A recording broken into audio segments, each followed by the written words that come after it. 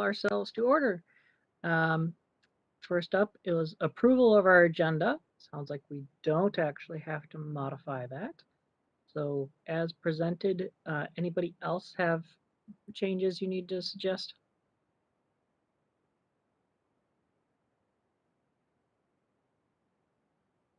Right, hearing none, we'll consider our agenda approved by consensus and move on to approval of our minutes from August 5th. This we will take a motion, second, and vote on whenever someone's ready to present that from anyone who was at that meeting. This is Todd. I'll make the motion to accept the approval of the agenda or approval of last month's meeting. Okay, we have a motion from Todd for approval of those minutes. Do we have a second? This is Monica. I second the motion. Thank you, Monica. Are there any corrections to those minutes?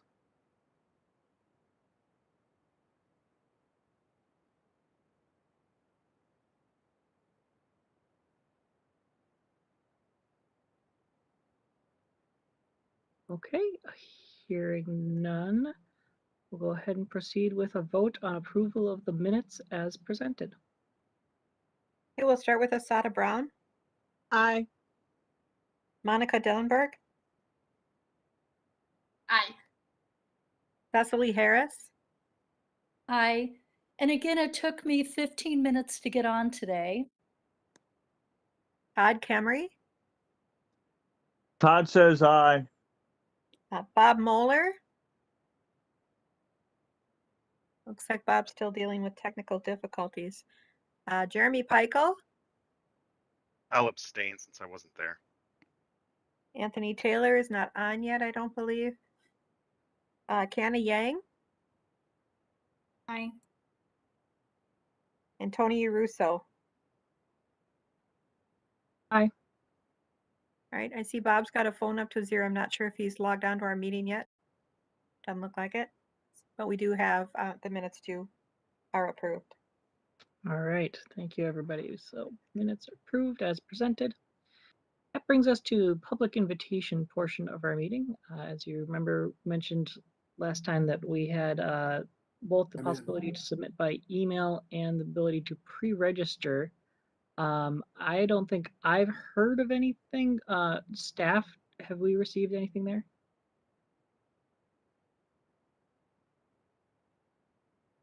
Tony, we have not received any. I just checked the public info line, so thank you.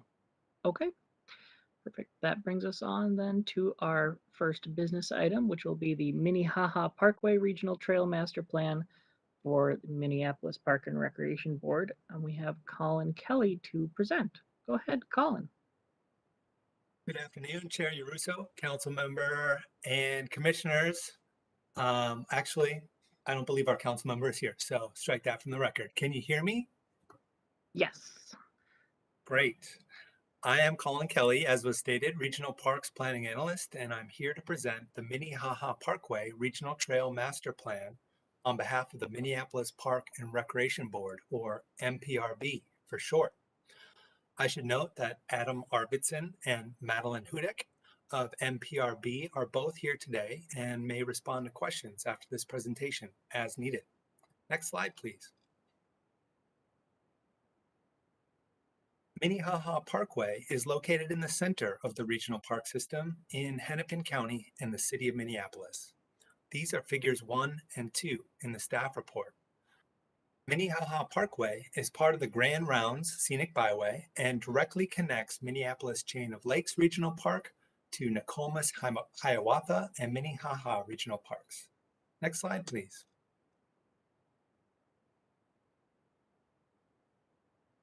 For planning purposes, the regional trail was broken down into 4 segments based on geography and the distinctive qualities of each section, with segment 1 to the west and segment 4 to the east. This is figure 3 in the staff report. Because the segment of Minnehaha Parkway that is immediately north of Lake Nokomis was studied during the Nokomis-Hiawatha Regional Park planning process in 2015, it is not included in this plan. I'll be going through each of these segments and their respective focus areas in a few minutes. Next slide, please. The overall engagement goal for the project was to be collaborative with as many stakeholder groups as possible. This means the design team and MPRB staff worked directly with stakeholders throughout the process to ensure that perspectives were consistently understood, considered, and reflected in project decisions. The planning process included many different ways of gathering community input, including open houses, community events, web surveys, and creek tours with youth. Common themes that emerged from early engagement activities included trail quality, roadways, natural resources, and programs and facilities.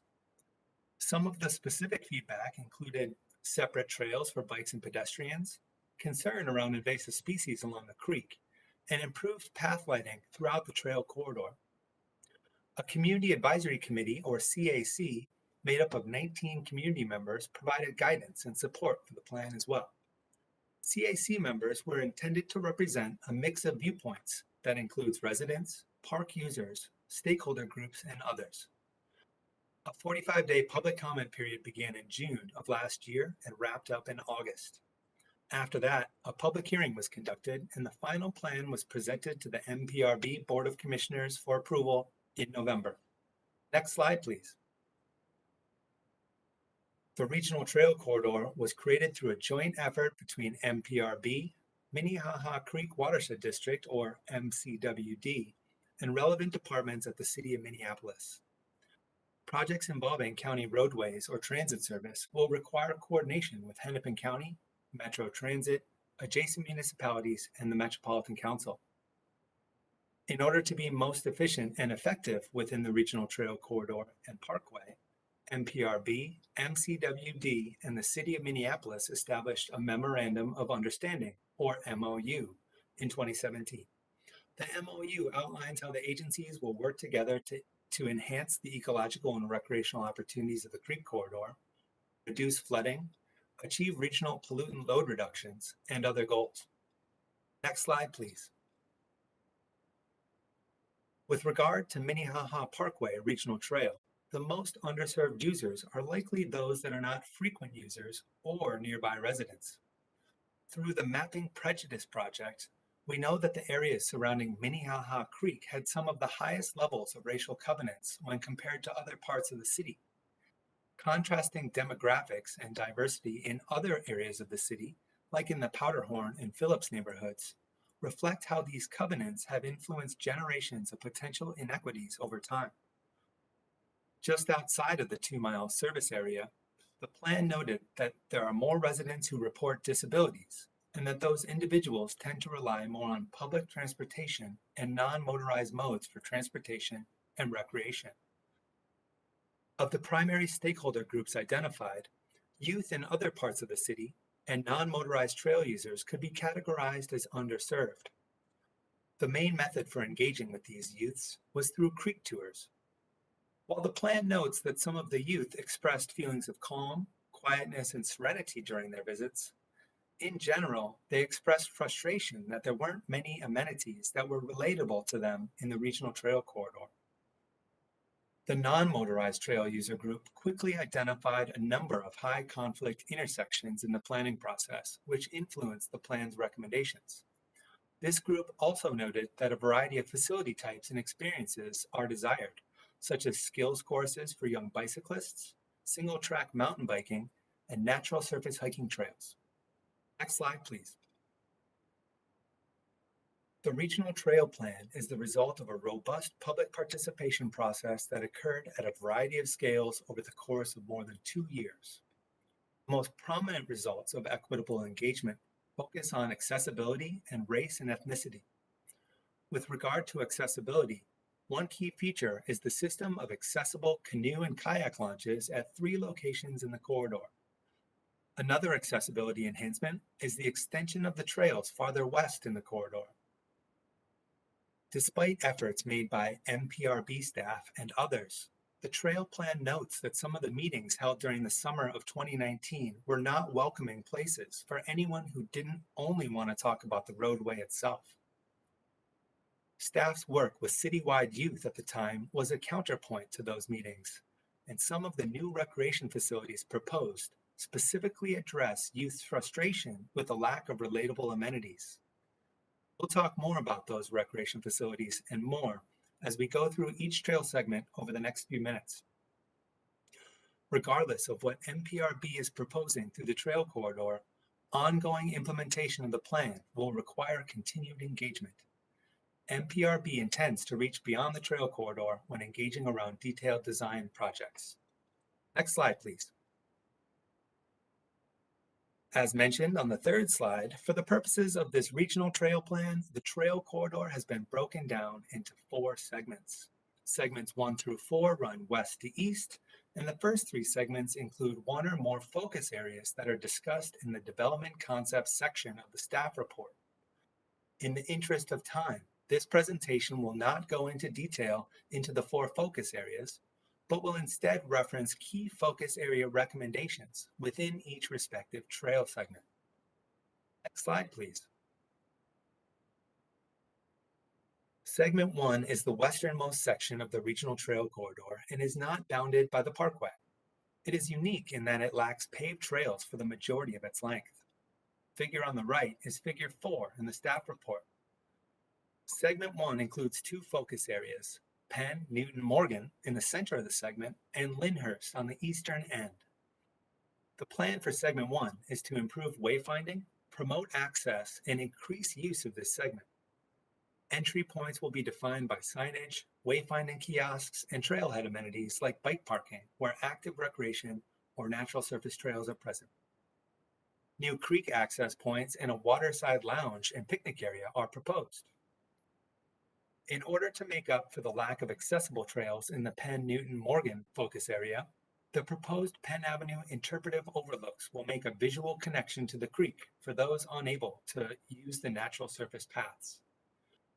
The trail plan also proposes daylighting and re-meandering the tributary from Lake Harriet in the Lyndhurst focus area. At Lyndhurst Park, a boundary change is proposed.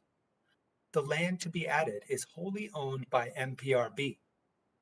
However, local park amenities in Lyndhurst Park would continue to be classified as local and excluded from regional park system funding and visitor counts.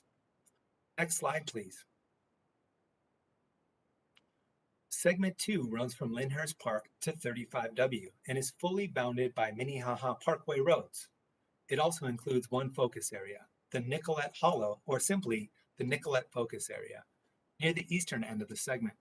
The figure on the right is figure 5 in the staff report. The plan for segment 2 focuses on maintaining the natural feel of the trail network while improving access and safety for trail users. MPRB calls for rerouting many of the trails in order to accommodate stormwater best management practices, or BMPs, and adding flood storage by re-meandering portions of the creek. The plan also proposes 2 new creek access points, one of which will be Americans with Disabilities Act, or ADA accessible. ADA accessible paved trails are proposed throughout the Nicollet focus area. Further, the reconstruction of the Nicollet Avenue underpass presents a unique opportunity to integrate play as a part of the bridge. A bouldering course fits the theme of nature-based active recreation and would offer a no-cost introduction to climbing. In addition to comfort amenities and gathering space, MPRB is also considering swings, creative lighting, and public art to make the underpass more welcoming and to enhance the recreation potential of the area. Next slide, please. Segment 3 runs from 35W to Cedar Avenue and is predominantly bounded by Parkway roads. This segment also has 1 focus area known as Portland and the Parkway, which includes the Bunny, an iconic piece of public art pictured here. The figure on the right is figure 6 in the staff report. To promote safety, MPRB recommends intersection improvements at many locations. Specific interventions will be determined in the detailed design phase. A 1-block segment of MPRB-owned frontage road is proposed to be removed west of Cedar Avenue. According to the plan, this road is used as a cut-through for vehicles, but is otherwise functionally redundant from a traffic standpoint. Removal of this excess impervious surface to make way for a stormwater BMP will provide water quality and flood benefits. Additions to the trail network include a new bridge near 10th Avenue, a bike tunnel beneath Cedar Avenue, and a new chorus of single-track bike trails between 12th and 16 Avenues. 4 new pickleball courts will replace the existing tennis courts in the Bloomington Activity Node, in between Bloomington and 16th Avenues, just north of East 50th Street. Back toward the western end of this segment, ADA accessible paved trails are proposed throughout the Portland and the Parkway focus area, and a revitalized area at the Bunny will offer drinking water, seating, and bike racks for visitors. Next slide, please. Segment 4 runs from the border of Nokomis-Hiawatha Regional Park at 28th Avenue to 39th Avenue South. In this segment, trails and parkway roads are largely separated. No focus areas in segment 4. The figure on the right is figure 7 in the staff report. For cyclists, protected bikeways will be installed on Minnehaha Parkway to directly connect Nokomis-Hiawatha and Minnehaha Regional Parks. From a water access perspective, the final takeout before Minnehaha Falls is proposed to be converted to an ADA accessible water access with available on-street parking, a new curb ramp, and an accessible path. Segment 4 currently has several underutilized tennis courts that are in poor condition. In order to diversify recreation offerings, the westernmost court is proposed to be removed and converted to an open pollinator play lawn. Courts at 32nd Avenue are slated to be repaired. The courts at 34th Avenue are proposed to be converted to a bike skills park. The plan also proposes the addition of a natural surface story walk, which will connect Nokomis-Hiawatha Regional Park to Longfellow Gardens. The proposed story walk will provide a place where traditional foods and medicines and other native plants can ground visitors in a facet of Dakota culture that is rooted in the land. It will also be a space for Indigenous artists to create and showcase artwork. Next slide, please.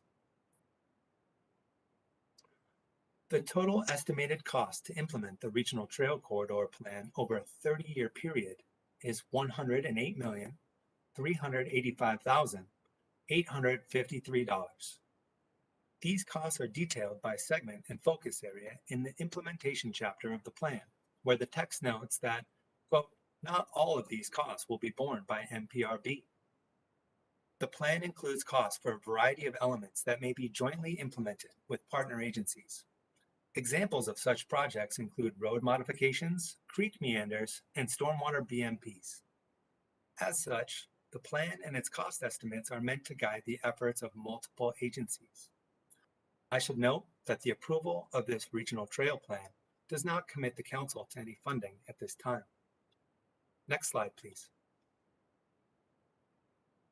The Minnehaha Parkway Regional Trail Master Plan is consistent with the requirements of the 2040 Regional Parks Policy Plan, particularly Planning Strategy 1 and Recreation Activities and Facilities Strategies 1 through 3, along with other council policies like those in Thrive MSP 2040. The June 7, 2021 submittal letter proposes classification of the existing tennis courts in the Regional Trail Corridor as, quote, regional. However, the 2040 Regional Parks Policy Plan clearly states that, quote, ball diamonds and tennis courts are not eligible for regional funding for improvement or expansion. Therefore, council staff do not recommend classifying existing tennis courts in the Regional Trail Corridor as regional. Next slide, please.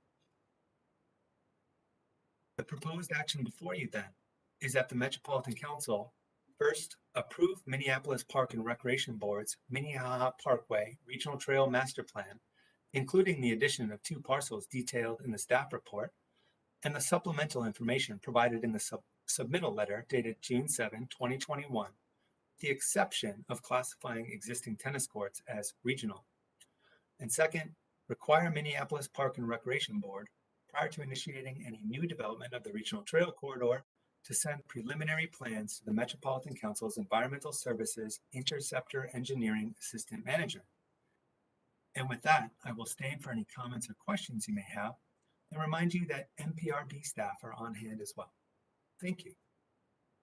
All right, thank you, Colin. start off with any clarifying questions any commissioners may have.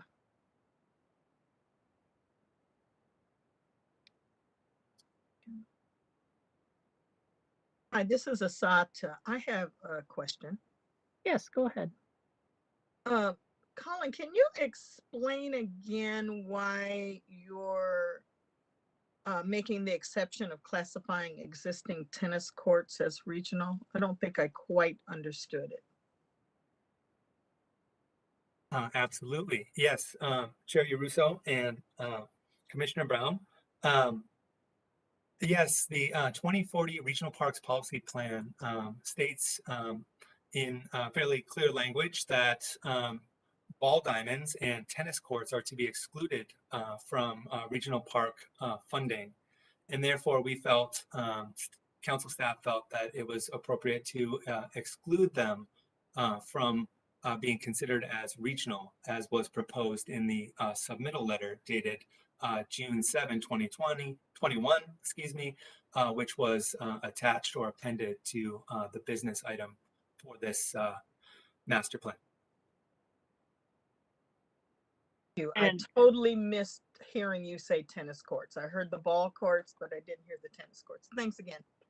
Yeah. Anyone else? Hi, Tony. This is Cecily. I have some minor questions. Sure. So again, maybe this is back to the tennis courts and things like that. At the bottom of page 1, there's a paragraph that talks about how Lyndhurst Park will be excluded from funding and visitor counts.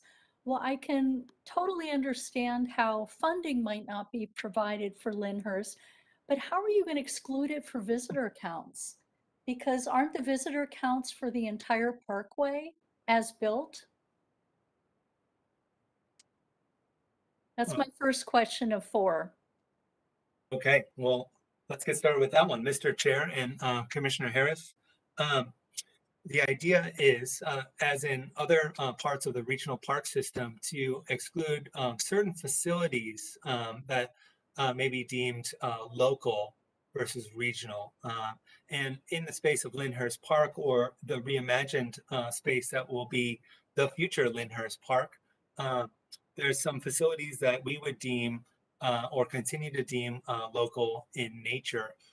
For example, hockey rink, or perhaps other types of facilities that we would deem to be local in nature. And typically, as I understand our visitor use counts, those surveyors, if you will, would not count the people using those particular facilities in those particular places. Counts may still occur on other portions of the Minnehaha Parkway Regional Trail, but they wouldn't be counted in that specific location. Okay. Thank you. So my next question, and this could just be word choice, but I stumbled a little bit when there's a discussion of segment 1. I have 2 questions.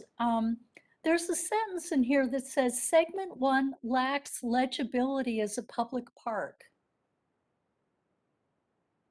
I'm not quite sure what that means. Yeah, I could respond to that, or start with a response for that, Mr. Chair and Commissioner Harris.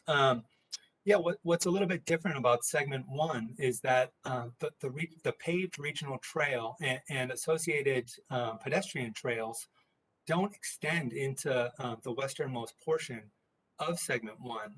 The paved trail kind of turns north there to head up to Lake Harriet. And so the portions of the trail corridor that exist west of that, while there are some natural surface trails that go along Minnehaha Creek, it's not as well used, as I understand it, as certainly other portions of Minnehaha Parkway and the regional trail therein.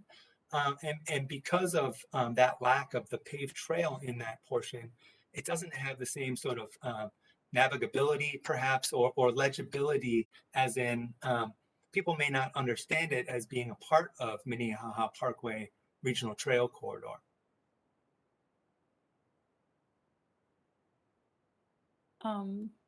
Okay, I guess I understand that. It seems funny mentioning segment 1 as part of this whole conversation. So next, what is a waterside lounge? Mr. Chair, Commissioner Harris, I'm going to defer to the MPRB staff members to answer that one. It's a good question. Okay. MPRB staff.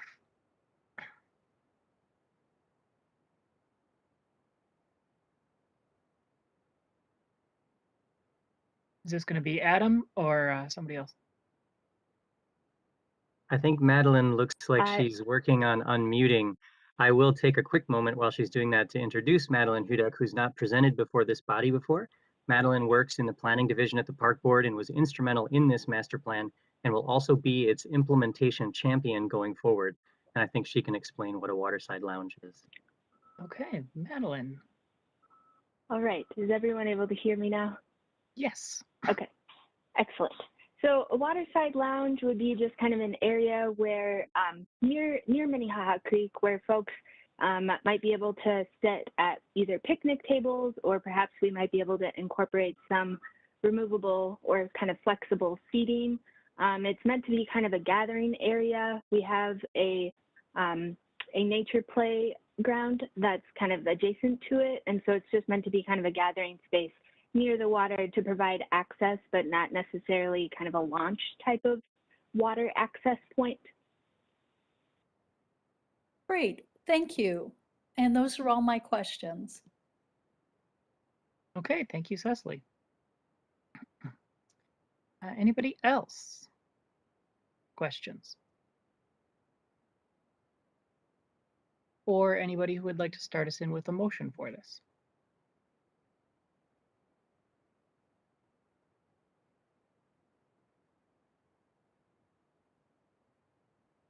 Oh, okay, I will then. I'd be glad to move the proposed action that's shown on the screen before us. Okay, we have a motion for the proposed actions from the staff report. Do we have a second for that? This is Jeremy. I'll second. Okay, we have a second from Jeremy. So that motion is that the Metropolitan Council approve Minneapolis Park and Recreation Board's Minnehaha Parkway Regional Trail Master Plan, including the addition of 2 parcels detailed in the report and the supplemental information provided in the submittal letter dated June 7th, 2021, with the exception of classifying existing tennis courts as regional, and require Minneapolis Park and Recreation Board, prior to initiating any new development of the regional trail corridor, to send preliminary plans to the Metropolitan Council's Environmental Services Interceptor Engineering Assistant Manager. We have discussion on that motion.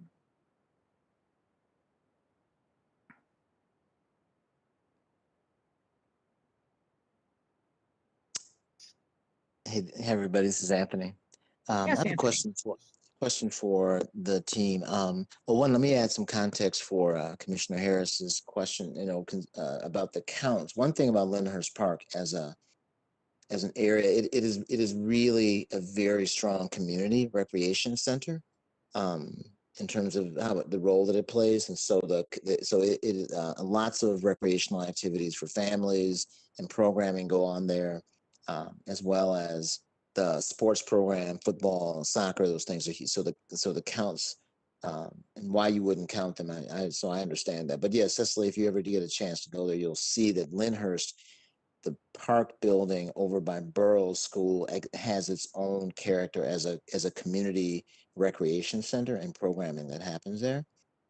And so it's a kind of a unique aspect of that. And one of the questions I had for MPRB, and as you all are looking at this, especially in South Minneapolis, this area has really very short connections to the rest of the recreation centers there, from McRae, Phelps,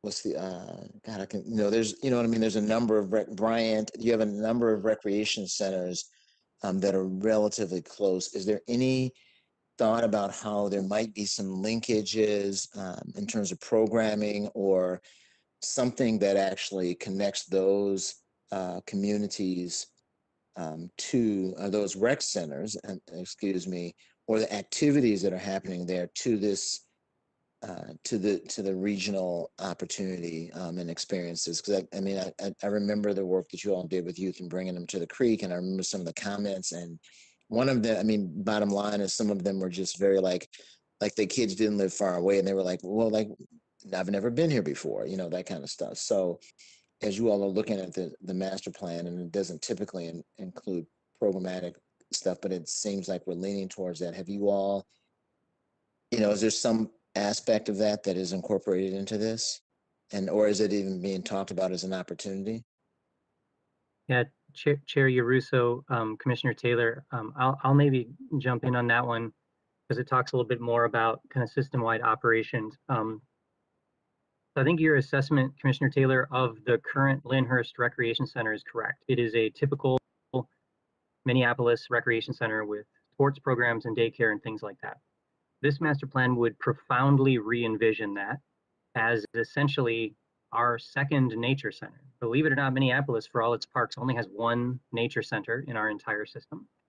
And we feel we want to do that because the master plan proposes to daylight the tributary down from Lake Hiawatha into the creek, creating a whole new natural resource opportunity that does not exist today because that tributary is mostly piped.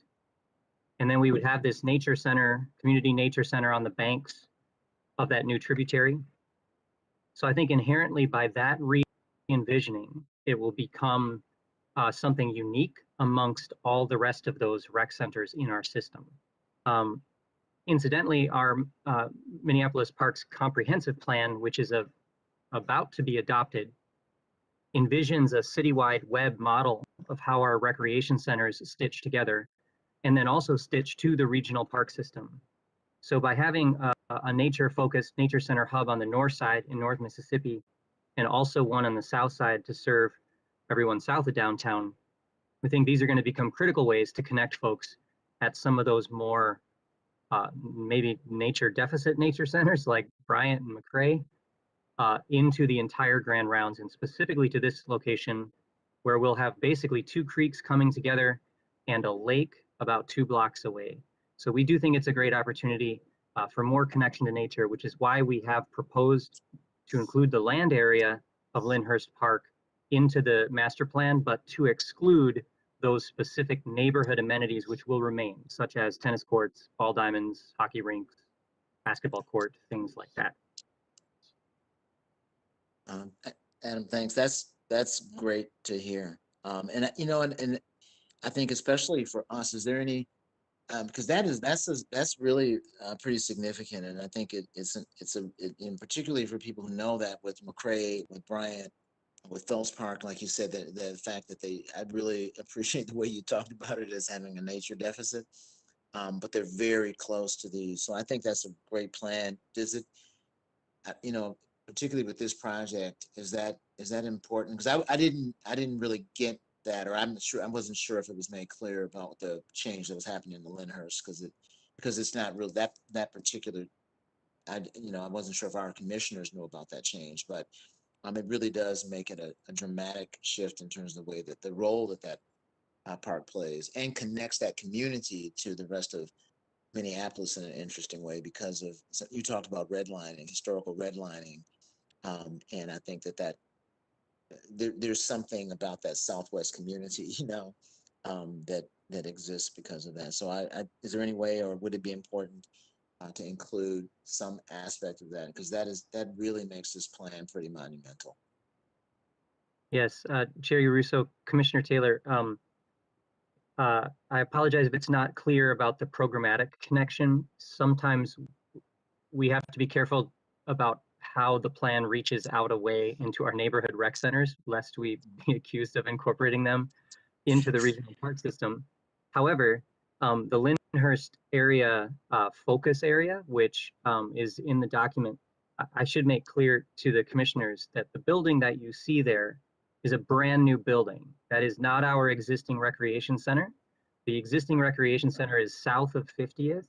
It's isolated from other park spaces, including the creek, because it is separated by roadways from the creek. And we would build actually a new nature-focused facility on the north side of 50th on the banks of the new daylighted tributary. So that's one of the big moves in the plan, is to re-envision that confluence between the daylighted creek and Minnehaha Creek, right there by Lake Harriet, and that would be a brand new nature center. Yeah. So, thanks, Adam. That's exciting, and like I said, anyway, but that gives everybody some more context. Thank you. All right. Thank you for those. Any other discussion?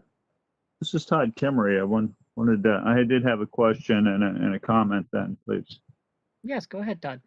Thank you, Chair.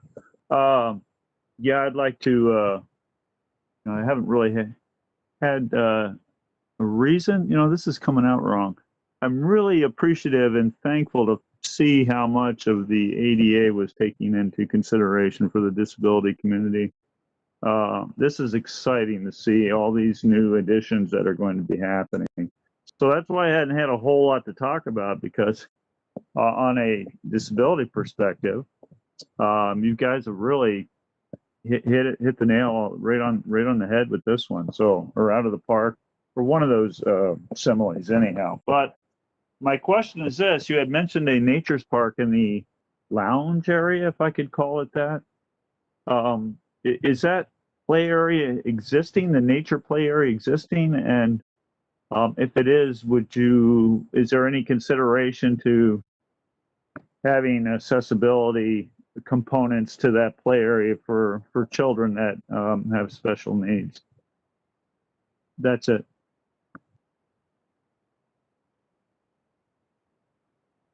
Madeline, you want to go ahead and talk about that one? Sure. So with regard to the nature play area that is within that Morgan focus area in segment 1, it is currently in the area where there are some natural surface trails and from an access standpoint. We could potentially incorporate some accessibility elements, I think, into the play area. It is next to the tennis court, which has a paved trail. So I can make note of that for kind of our future implementation piece. So let me follow up with a comment on that, because now you just painted a picture for me on that. So not every natural trail, has to be a paved trail, if you will, bituminous or asphalt, as some of us know it as. There are many other styles of surface additions that you can harden that up. And then there's sometimes the trail itself, it can be the scope and the slope of it can be, not as hindrance as, and still able to roll on if you had a mobility device. So I just went over this with the DNR about how some of their trails, they were concerned about different hardnesses. And anyways, I'm getting sidetracked here. My point here is that even if it's not a paved trail, and that's what's holding you back from adding accessibility features to a play area for children, I would ask you to rethink that, because there are ways, and I can be available to answer any questions away from today to help you with that understanding and be able to enlighten you a little bit on what's out there that's new on the market, that sort of thing. So I would like you to maybe reconsider and maybe get in touch with me so I can help with the process, and maybe we can have some play area for children with special needs. Chair Uruso, can I take a brief moment? Yeah, go ahead, Adam. Thank you. Commissioner Kemery, thank you so much for these thoughts, and I do always appreciate your insight. I want to clarify that the nature play area that's proposed there is not existing today. We do have nature play areas in our system, and they follow the same rules for accessibility as our regular play areas. So we would have to have an accessible route of some kind to that nature play area, and we would have to provide equivalent access. So I think I could confirm that yes, the nature play areas and other play areas, including the bouldering wall underneath the Nicollet Bridge, would have to be accessible under the auspices of ADA. But I also know that we can always go beyond what ADA specifically requires. So that's something that we'll continue to keep in mind. Thank you, Adam. I appreciate that. And I yield my time back to the, thank you, Chair. I yield my time back. Okay. Any other discussion?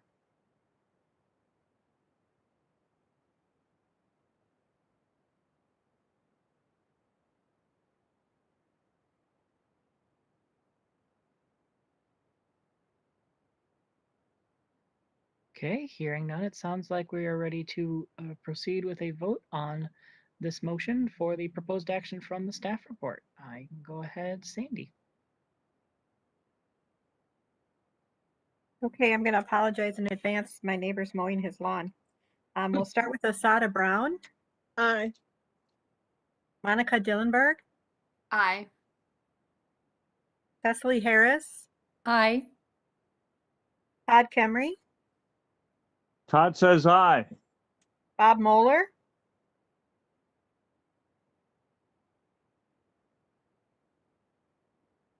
did we lose Bob?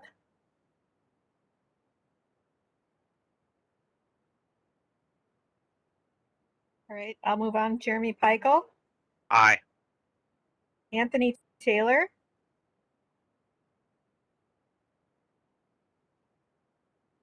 Aye. Canna Yang, Aye. Tony Russo.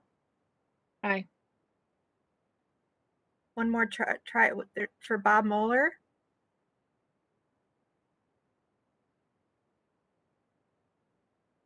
Oh, I see a thumbs up for Bob. We'll go with an aye on that. Thank you. Okay. Motion carries. Excellent. Thank you, everybody. Passed. That'll bring us on then to our second. I'm just hearing feedback myself or someone else trying to talk. I think it was just me.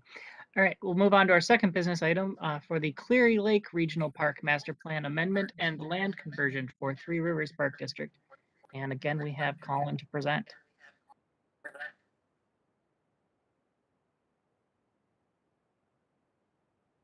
Okay. Hello again, commissioners. Can you hear me? Yes, we can. Great.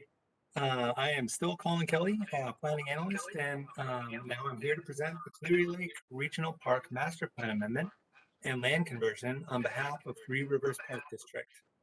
I should note that Nathan Moe and Kelly Guzman of the Park District are both here today and may respond to questions after this presentation as needed. Next slide, please.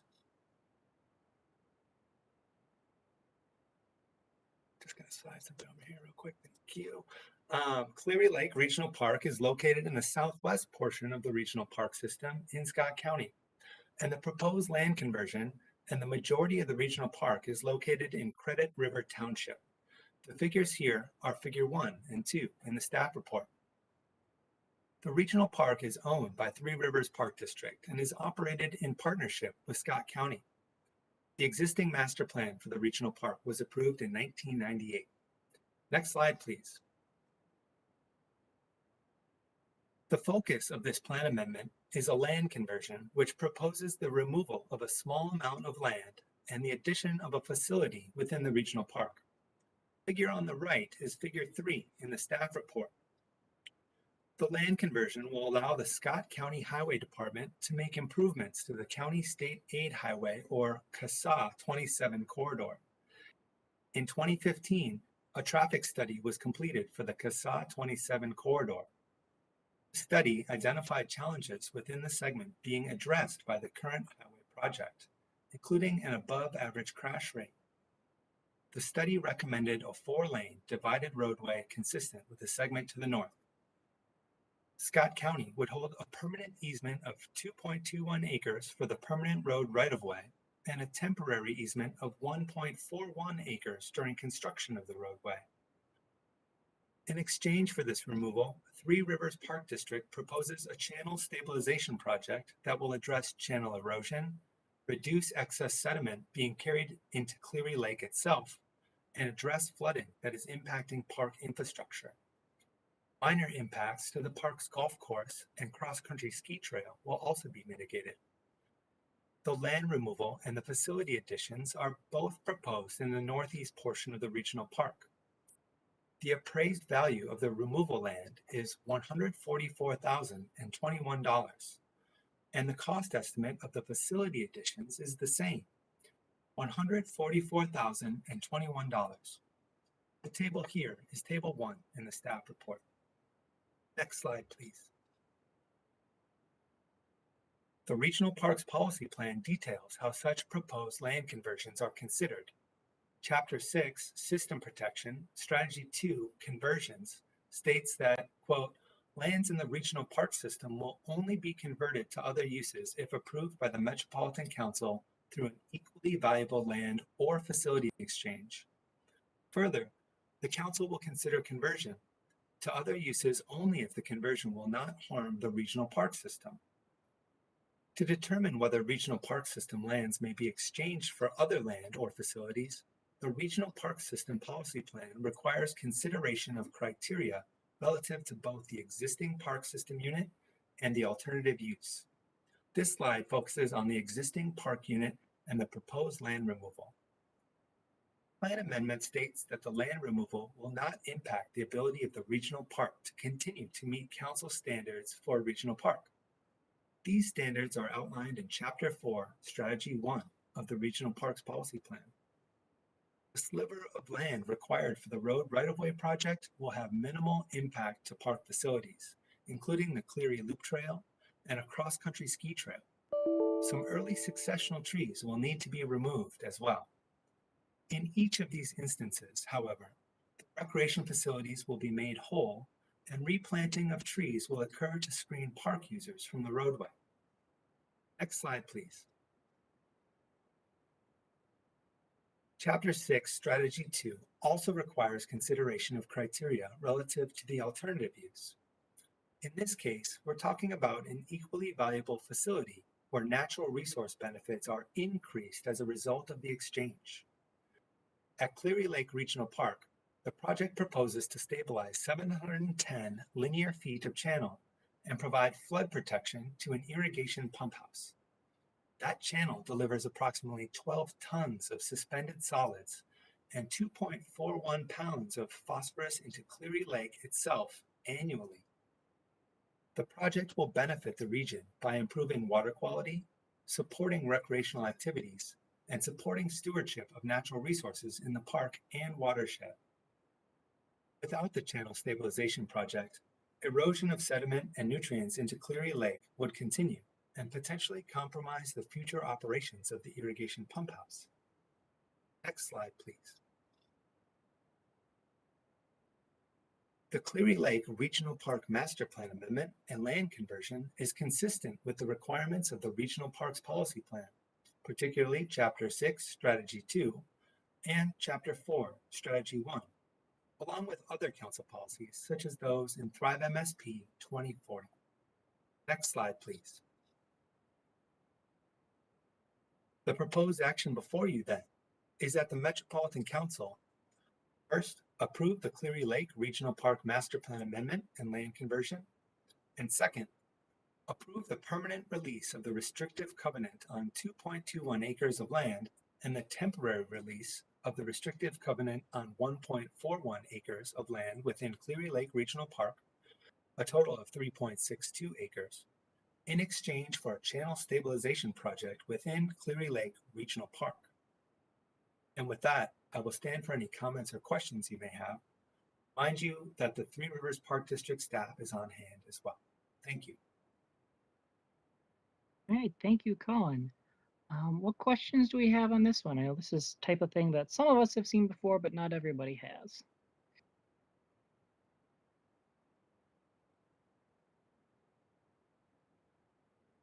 Oh, sure, I'll jump in. Colin, I'm curious whether there was any public engagement on this topic with neighbors or park users? I don't see that in the report. I only see that it went to the Board of Commissioners. Yeah, Mr. Chair and Commissioner Harris, I would defer to the Three Rivers Park District staff on hand to address that question, as I do not believe it was addressed in the submittal information provided. Thank you, Commissioner, for the question. My name is Nathan Moe, park planner down in Scott County. So in this case, there was not a significant amount of engagement directly related to this this mitigation that we are proposing. Staff has had a lot of input on different elements of the, or excuse me, staff from different departments have had significant input on this, and we've made sure that that was very comprehensive. There was some engagement work done during the highway project, and I was present at many of the open houses presenting that the impacts to Cleary were recognized, and there was very little input provided from the public at those. But so there was minimal work done during the county highways engagement efforts, and there seemed to be little feedback. I think people were generally pleased to hear that our plans were to make sure that the park would continue to operate as it does today. I can add a little bit additional to that. Nathan has been leading a park master plan update, and as part of that, we've really learned that the recreation facilities that are currently within the park, especially those tied to the lake, are well loved and certainly popular.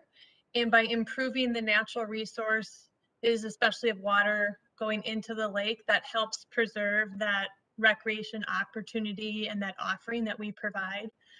So that was one of the reasons why we selected this project as a mitigation or an exchange project for the land conversion request. We felt that it really did still tie very closely to the recreation offerings that the park already provides, and that we have absolutely learned through the master planning process that's currently ongoing that the community would like to see continue and enhanced moving forward.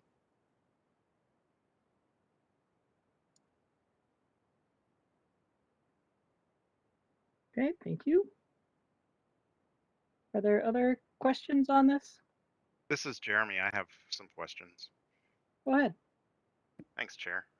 So I can't really tell from the map, but I'm looking at figure 4 in the work item and seeing the project right-of-way extension, and wondering if there's any concern about drainage to Cleary Lake, particularly in the northern section of that right-of-way. I think that's north. Yes, I'm not looking at, I don't see an arrow, so I'm assuming the top portion is north.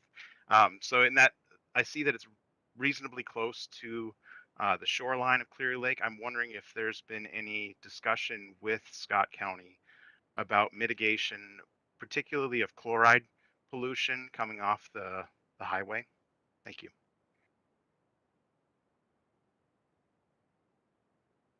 Good question.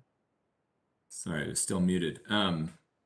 So not specifically about chloride. I know we've done some analysis about phosphorus and other suspended solids coming in on the northeast corner of the park. One of the reasons we really like this channel stabilization project is because it, combined with the holding ponds associated with the roadway, the cumulative effect of the water quality impact on Cleary Lake is going to be a strong positive. So, you know, I think combining this with those holding ponds really should result in a significant amount of suspended solids and phosphorus that are currently going into the lake. I've been working with the water quality manager Brian Vlock, and he hasn't mentioned specifically the chloride, but I can certainly ask him. Unfortunately, he's not on the call tonight to answer that. I appreciate that. A follow-up, if I may. Mm-hmm. I'm looking at the figure 5 now, the channel stabilization image, and it seems like it's right through the middle of the 9 hole. Is that correct? This is within that facility? It is not. It is on the outskirts of hole 2, 3, and 5. Okay. And just near hole 4 as well. It's probably a little bit difficult to tell on that map. It really is. And my only concern there was how much of responsibility is placed on the management of that golf course for the restoration action. That is to say, are there, this is, I assume, managed by an agreement or concession contractor, and are they responsible for phosphorus loading in that channel? The golf course is part of the regional park and is operated by us. It is a non-enterprise golf course with a focus on learning and camps. So we are responsible for that. Okay. And along with that, are there fees collected for the use of that course? That is correct. There are. Okay. So what proportion, I guess, of those fees are going to this restoration? Or is it exclusively the exchange for the right-of-way that's funding the restoration project? It is the latter, exclusively the funding from this exchange that would support this stabilization project. Okay, last question, I promise. Sure. In terms of long-term maintenance, especially with a golf course, you're going to continue to have some runoff issues that'll deteriorate that stabilization over time under the future predicted climate. What sort of long-term maintenance funding do you have secured or planned to make sure that this project retains its environmental benefits? So specifically funding, I think I don't know that there's line items associated with that, but we are working closely with our maintenance team, and then part of the design of the stabilization project is at the outfall a holding area that sediment should be able to settle, and the maintenance team will be going in there on an annual or semi-annual basis, removing that sediment that will settle in that area, and then it will continue to be able to operate as a functional channel that is limiting the amount of suspended solids.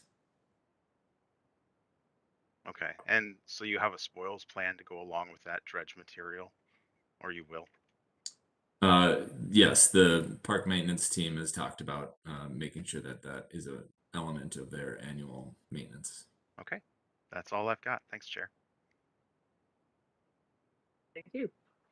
Any other questions or anyone want to make a motion?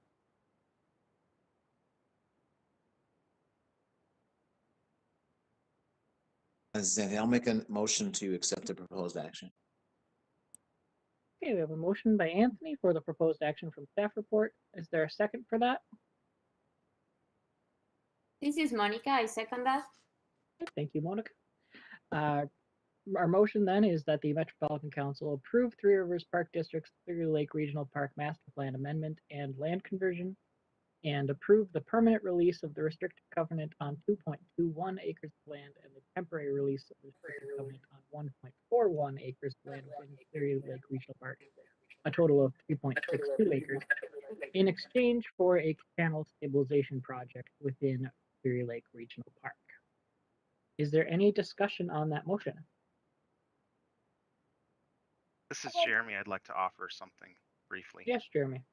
So I am not in support of this motion. I believe that there has been insufficient consideration of pollutants apart from phosphorus and sediment in this plan, and I'd like to see more robust planning for highway pollutant mitigation and the long-term outlook for channel stabilization given the land use proximate to its project site.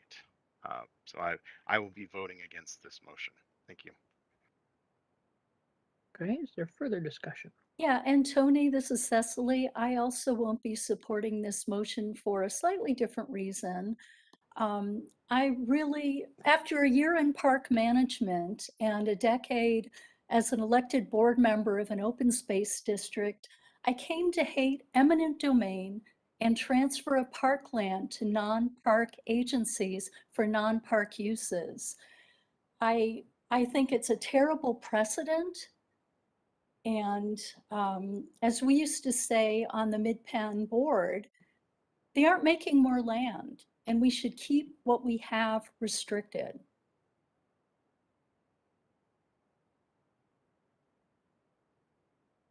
To clarify on that, in the past, we've seen some conversions where it's been a trade of taking out some land and adding in some other land.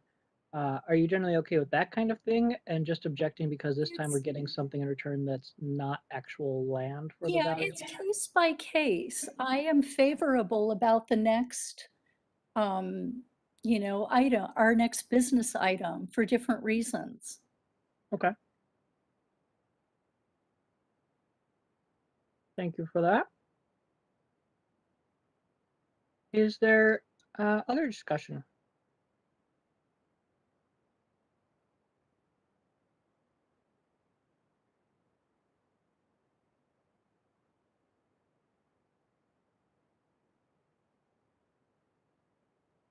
I think those are both good points. This is a little bit different than how we've seen land exchange done before. Jeremy, your concern, I think, goes a little over the heads of some of us because you have a little more expertise here. Do you have kind of a basic summary of what some of the things you would like to see might look like?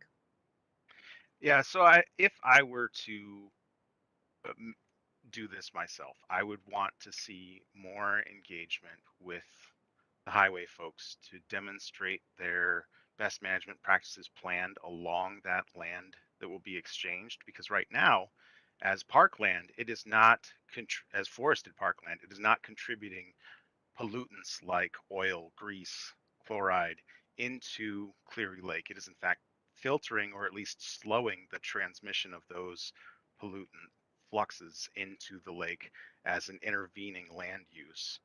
So the reduction of that buffer poses an environmental threat, especially given under high precipitation forecasted in I guess large surge events in the future climate. I could see this being a challenge if there isn't some sort of berm or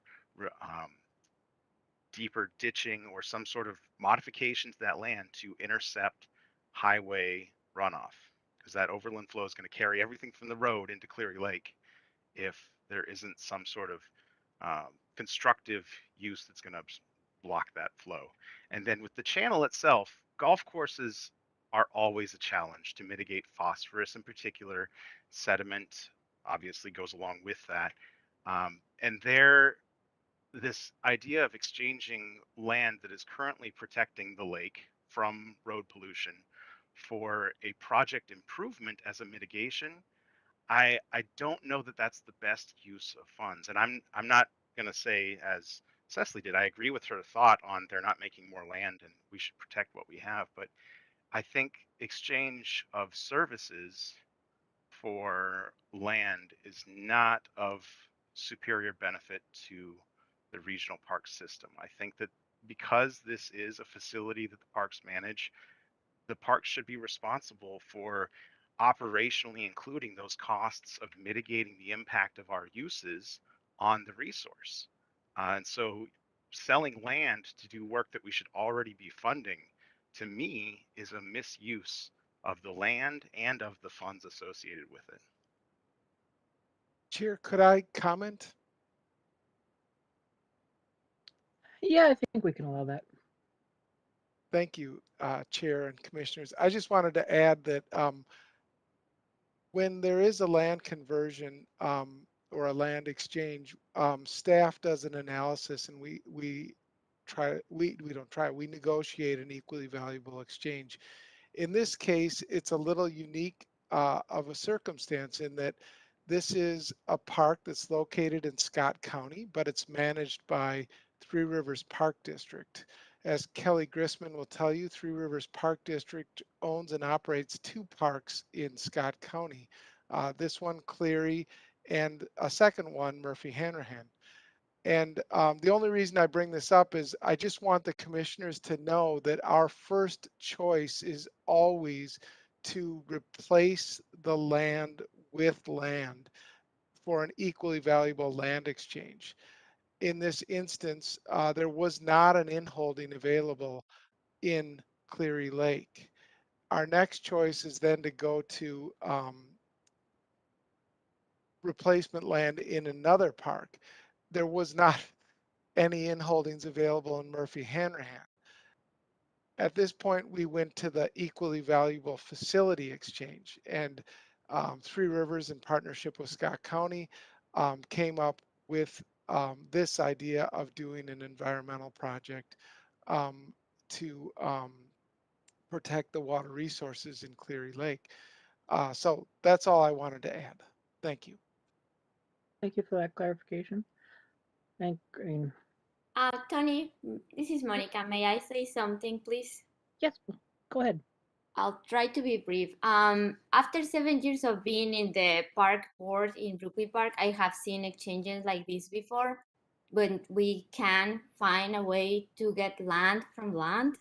And the priority is to get one of the most expensive projects that you could think about it, that we won't have the resources to do it, to change it, because land is precious, and I totally agree with that with, Cecile, I totally agree on that. But sometimes maintaining this land is very expensive, and this is one of those cases. I know channel stabilization is hard to do, it's very expensive, and I think is the acres are not so bad.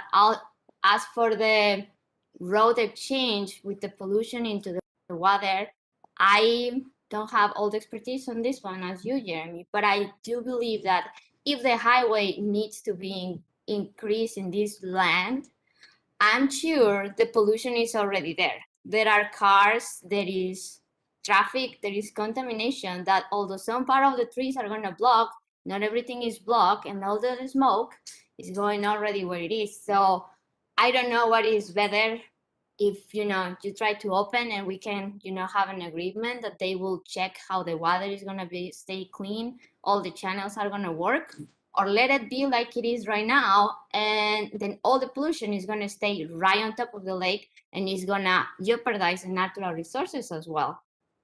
That's one of the reasons that I find this project very interesting and actually positive in my point of view. Thanks. That's all. Thank you, Monica. Mhm.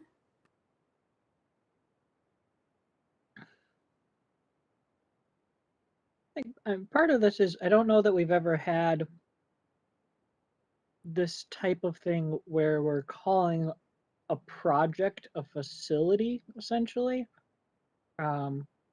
It's kind of that when we're doing the conversions, we're talking more, I guess, sort of permanence stuff that's there. And it's a little interesting to wrap head around the idea of doing an improvement project as a facility to exchange. I tend to kind of agree with Jeremy that that sort of thing is just stewardship of the existing facilities rather than getting a new facility in exchange. And maybe if they were saying that there is no land to exchange, that might be kind of a hint for us about the value of having our land. Chair Uruso, one other piece of information. Yeah. If I may. That's exactly the situation here, in that there wasn't land for land exchange. And the process that I laid out, that the priority is always to exchange land for land, and then you move eventually to get land for facility. That is laid out in our regional parks policy plan. That's in the system protection strategy that's governed by strategy 2, land conversion. So I just wanted to let commissioners know that we got to this point by following the policy plan guidance. Thank you. Emmett, with that is, I guess, expanding on what Chair Yaruso was saying, is facility inclusive of environmental improvements like channel stabilizations? That definition of facility is inclusive of those features? Chair Yaruso and Chair Peichel, yes. The um, policy clearly states land for facility, including natural resource projects. So in some ways, I really love this project because like rather than like a play area or a picnic shelter, we're getting something that will provide an environmental benefit to the park. I'm attempting to look through this again to see that language. Can you point to where that might be in our report? It's on Or page 6 page 6. Okay. under the land conversion paragraph.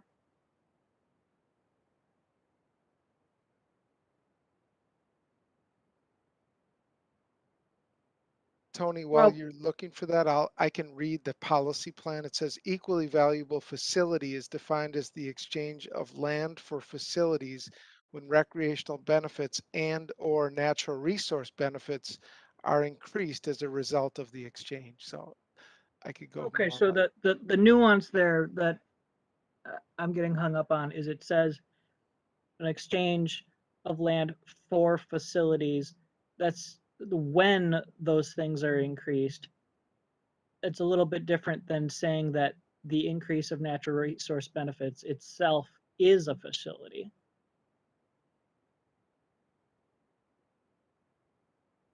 See what I'm getting at there?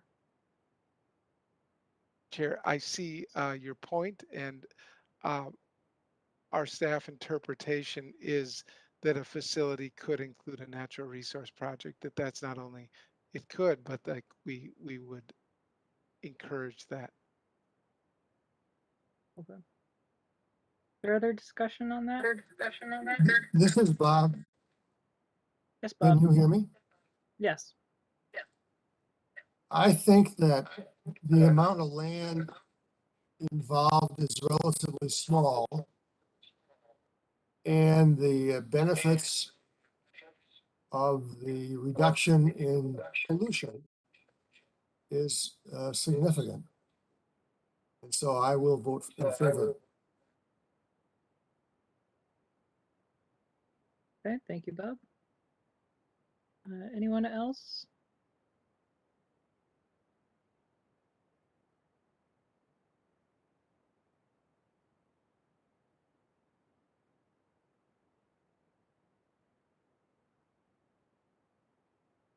All right, hearing none, I guess we're good to proceed with a vote. Sandy, you can go ahead with that. Okay, we're going to start with Asada Brown, Aye. Monica Dillenberg, Aye. Cecily Harris, No. Todd Kemry, Todd says aye. Bob Moeller, Bob says aye. Jeremy Peichel, No. Anthony Taylor, Yes. Kana Yang, Aye. Tony Yaruso. All No. right, the motion carries. Thank you. So that has passed 6-3. And that brings us on to our third business item, a Mississippi River Regional Trail Master Plan Amendment and Land Conversion and Riverfront Regional Park Master Plan Amendment for Anoka County. And this time we have Tracy Kinney to present.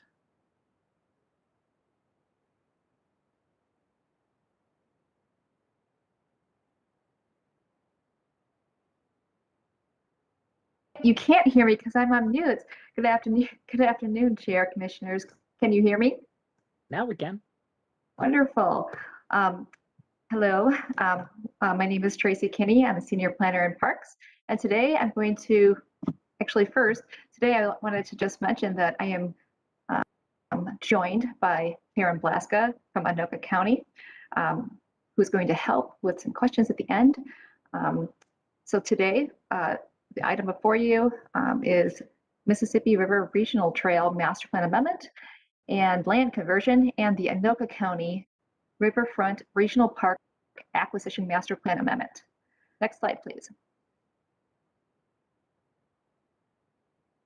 So this is another land conversion, and the trail in the park, the Anoka County Mississippi River Regional Trail and the Anoka County Riverfront Regional Park are located within the northwest part of the regional park system, and that's the image to the left, and that's figure 1 in your business item.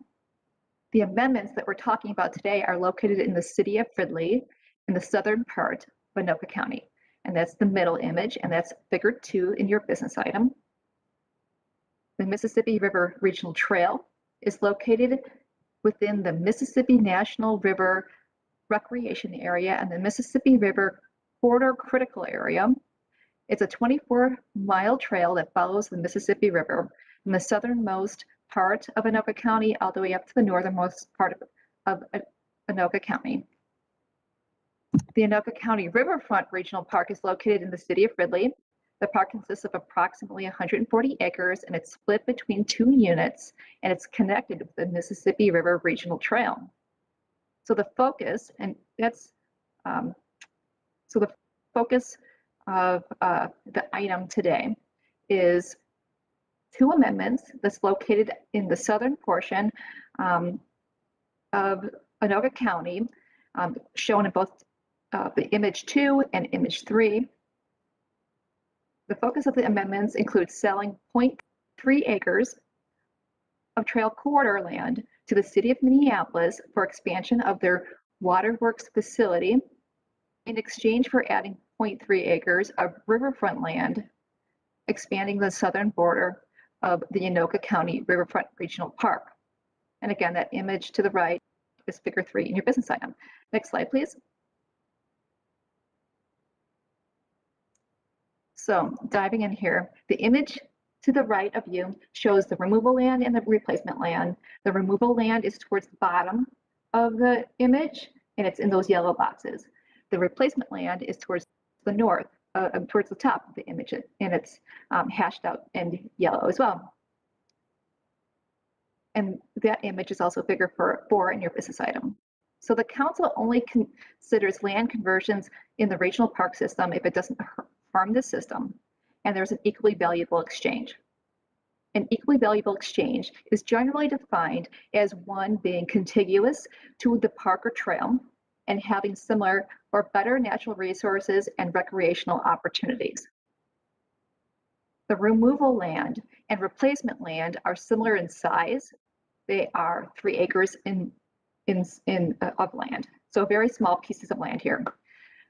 The removal land is a small parcel of remnant land valued at $36,900 that juts out from the trail but doesn't overlap it. The land is currently used as a kiosk area. Its natural resource is turf grass and trees. A recent improvement in the Riverfront Regional Park added a trailhead for the trail itself, creating this redundancy of this kiosk area. Since the land is not connected to parkland, the county takes on additional maintenance costs to care for it. The replacement land, so the land that we're replacing it with, is valued at $33,500. It's an equally valuable exchange since it's contiguous to both the park and the trail, making it far easier and less costly to maintain. The land is comprised of Mississippi River shoreline and trees, which is considered better natural resources quality than the removal property, since shoreline is prioritized in the regional park system.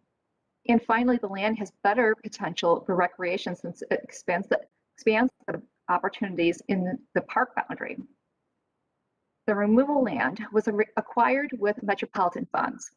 When the council funds land acquisitions or development in the regional park system, the council puts a restriction on the land that ensures the land will be used for regional recreational open space in perpetuity.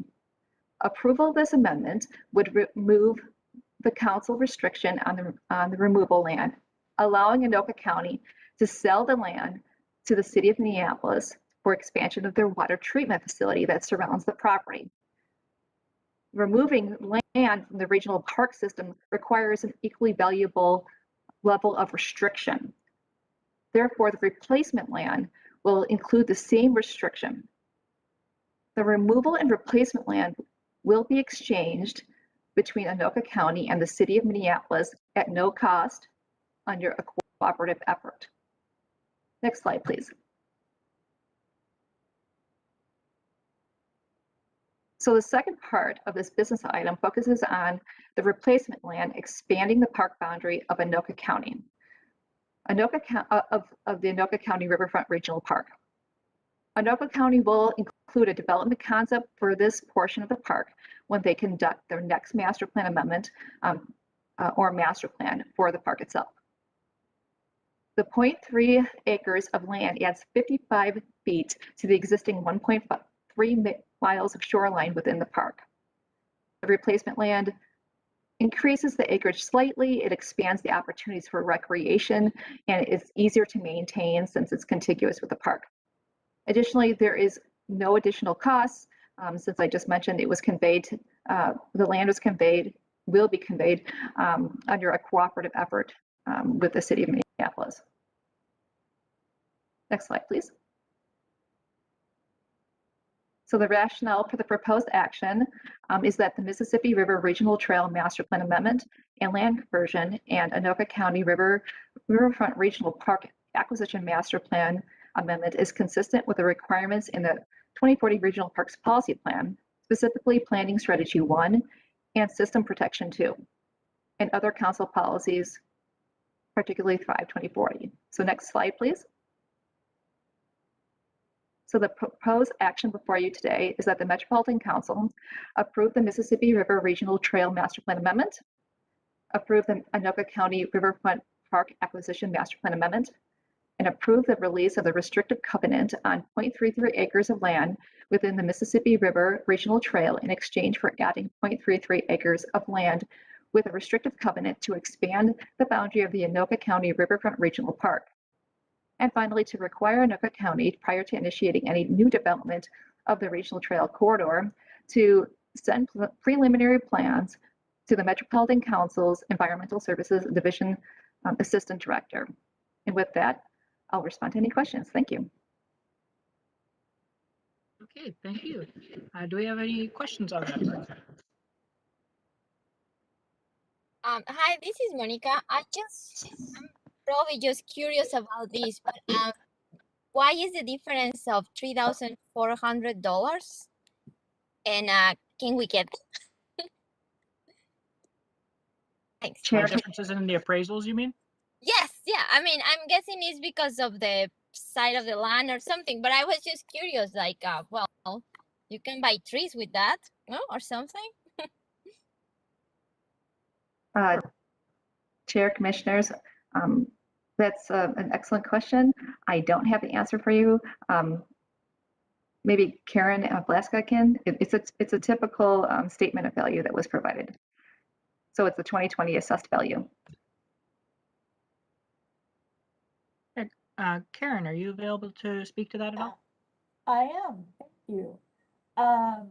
Yes, we actually worked with the county assessor's office to get a statement of value for that. They did value the replacement property slightly less than the other one, only because of its location and proximity to road access. The land we are conveying to the city has road access right there. But in as far as I am concerned, us getting the shoreline makes up for that $3,000. So there's kind of a difference in how it would be valued to a private party versus what the value is to the park agency. Yeah, Correct. which I actually agree. I mean, it's waterfront and the other one doesn't. But I was just curious because the other one was right to the cent and this one wasn't. So thank you very much. Okay, thanks for the question. Any other questions? And Or Mr. if any- Chair, if I could just add one thing. Sure. The city of Minneapolis is currently using the replacement land as part of their property, of course. And so once we do the conveyance, the city will be responsible for moving their fence line back and actually restoring the replacement land so that right now there's some gravel on there and they're using it for vehicle storage. So the vehicles will come out, the gravel will come out, and they will restore that area to a native seed mix for us. Okay, which has a cost that is not reflected in here as well. Correct. Okay, thank you for that. Do we have other questions or anyone wants to start us in on a motion? Tony, I'll offer the motion to move forward the proposed action from the staff report. Okay, thank you, Jeremy. Do we have a second for that? I second it. Okay, we have a second from Asada. Thank you. So that motion is that the Metropolitan Council, 1, approve the Mississippi River Regional Trail Master Plan Amendment, 2, approve the Anoka County Riverfront Regional Park Acquisition Master Plan Amendment, 3, approve the release of the restrictive covenant on 0.33 acres of land within the Mississippi River Regional Trail in exchange for adding 0.33 acres of land with a restrictive covenant to expand the boundary of the Anoka County Riverfront Regional Park. And 4, require Anoka County, prior to initiating any new development of the regional trail corridor, to send preliminary plans to the Metropolitan Council's Environmental Services Division System Manager. Is there any discussion on that motion? Couldn't have said it better myself. I do have a comment, Tony, if I may. Yes, Jeremy. Okay, so I appreciate Karen's last offering on the restoration activity that'll occur because I can see from figure 5 that the site is in no condition to be integrated with the rest of the Riverfront Regional Park in terms of its current environmental benefits. So I'm glad to hear that, and I look forward to seeing what happens with this space. Thank you, Jeremy. Other discussion?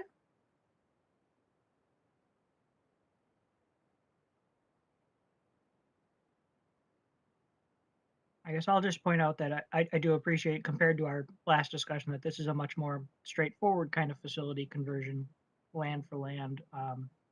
We have, other kinds of facilities that aren't land, but this is certainly the simplest form. So I think this kind of gets to what you were probably saying, Cecily, of you saying you support this one. Sounds like it's a little bit different in how we're presenting it. Yes. Any other discussion?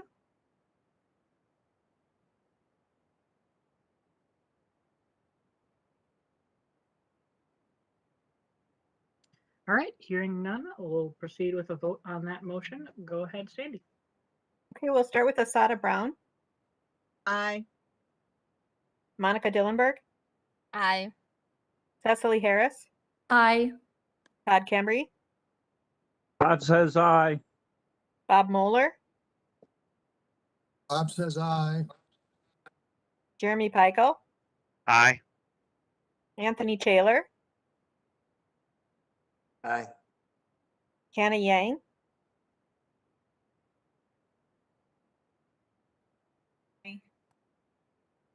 Tony Russo.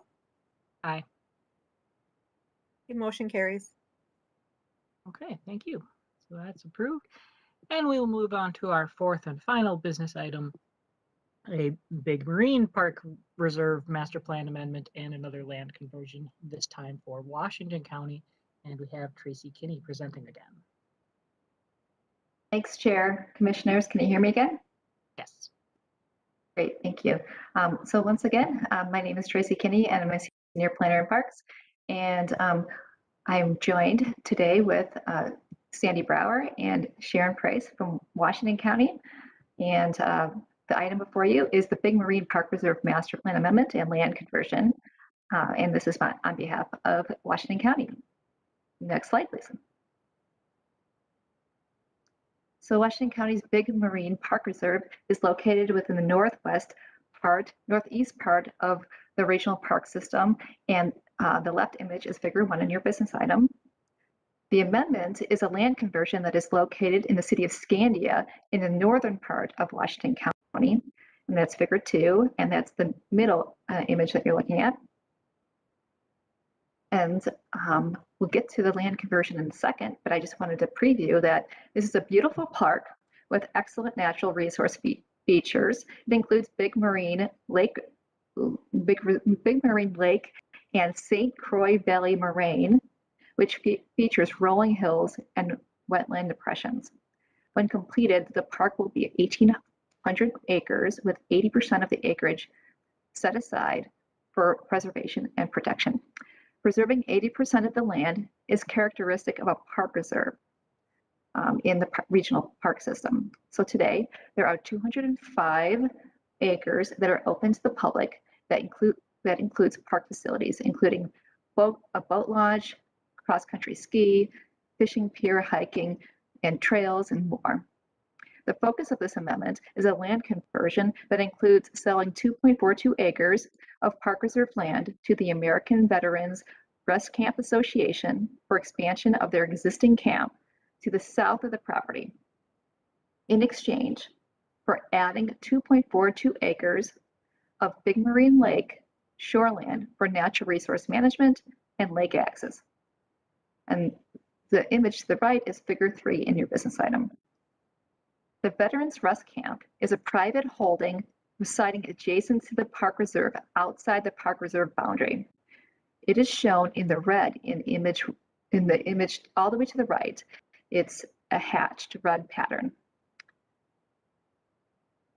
The American Veterans Rest Camp Association is a private nonprofit corporation that provides relief and recreation at the Veterans Rest Camp to military veterans and their families as part of the continuous reintegration process. Next slide, please. So before you are 2 images that show the removal and replacement land, and those are to the right. So the removal land is in both images to the left, and the replacement land is in both images to the right. And then the table is figure 1 in your business item, and those figures are figures, I think, 4 and 5 in your business item. So the council, as I had mentioned before, the council only considers land conversions in the regional park system if it doesn't harm the system and if there's an equally valuable exchange. And just to remind you that an equally valuable exchange is generally defined as land as being contiguous to the land, being contiguous to the park or trail, and having similar or better natural resources and recreation potential. So Washington County's removal and replacement land have similar acreage and similar natural resources. Both parcels consist of 2.4 acres and have Big Marine Lake shoreline and forest. Where they differ is the recreational potential. The removal land is only accessible from the Veterans Camp, which is adjacent to the removal land to the south. So you see that in the bottom left-hand corner image. The removal land is otherwise inaccessible to recreation opportunities due to wetlands, drainage ways, and the lake itself. The replacement land, in comparison, has better recreational potential since it is easy to access by the surrounding park reserve land, and this will allow for our future trail and expansion of other opportunities. The removal land was acquired also with Metropolitan Council funds. It has that same restriction on it, which ensures the land will be used for regional recreational open space in perpetuity. So approval of this amendment would remove the council restriction on the removal land allowing Washington County to sell the land to the American Veterans Rest Camp Association for $15,660. And this is 90% of $17,395, which is the 2020 assessed value. The replacement land was conveyed from the city of Scandia to Washington County at no cost under a cooperative effort. It is valued at $382,200.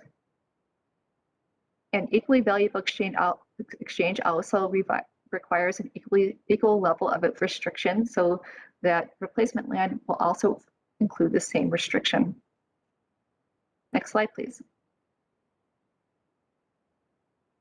So the rationale for this proposed action is that the Big Marine Park Reserve Master Plan Amendment and land conversion is consistent with the requirements of the 2040 Regional Parks Policy Plan, particularly Planning 0G1 and System Protection 2, and other council policies, specifically Thrive 2040. Next slide, please. The proposed action before you is that the Metropolitan Council approve the Big Marine Park Reserve Master Plan Amendment and to approve the release of the restrictive covenant on the 2.42 acres of land within the Big Marine Park Reserve in exchange for adding a restrictive covenant on the 2.42 acres of land within the boundary of Big Marine Park Reserve. And with that, I'll respond to any questions. What questions do commissioners have on this one?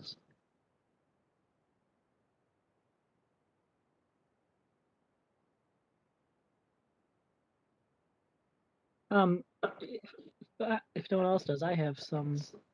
I'm trying to wrap my head around some details of this because a lot of our other land conversion stuff has involved changing the boundaries of a park, and it appears this one does not. So the newly acquired land is going to stay within the park for future park reacquisition potentially if the rest camp no longer needs it. But that also means that the one being acquired is already within the boundary and is being given by a different party, not the rest camp, at no cost. So isn't that a parcel that the park agency would have been acquiring anyway? And I'm not sure what the tie is between these two exactly. Thanks, Chair Urso. I could start off the answer here or the response.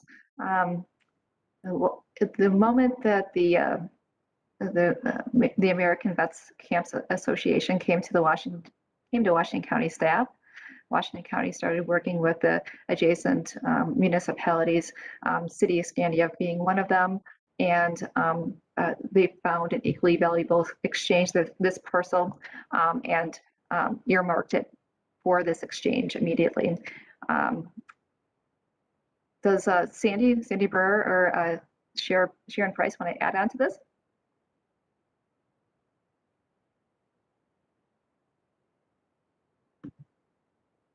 Tracy. Thank you, Tracy.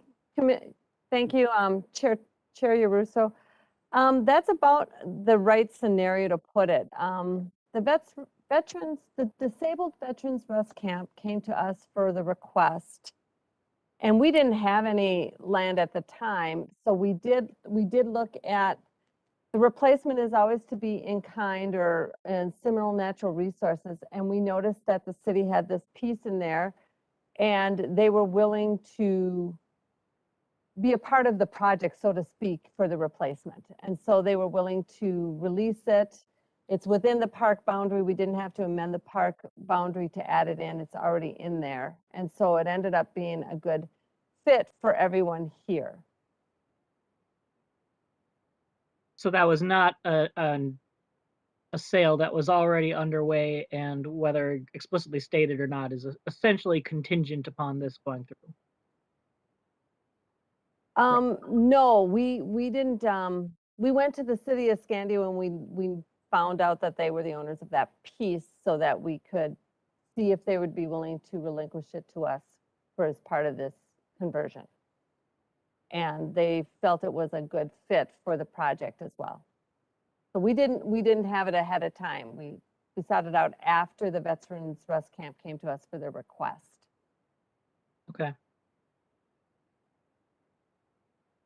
Anybody else come up with any questions or? Hi, this is Cecily. I do have a question. Yes, Cecily. And I support this project. I'm probably out kayaking on Big Marine about once a week as I live just a few miles down the road.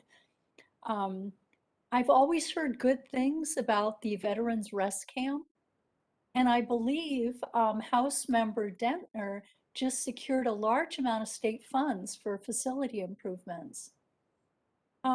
So the question I have, and I got a little confused in the report, is a conservation easement being kept on that 2.42 acres? Is it still restricted for park use? Chair, Commissioners, thank you for that question. Well, no, the land will not be restricted for the removal land will not be restricted for with an environmental covenant that you mentioned. I was trying to remember what you said.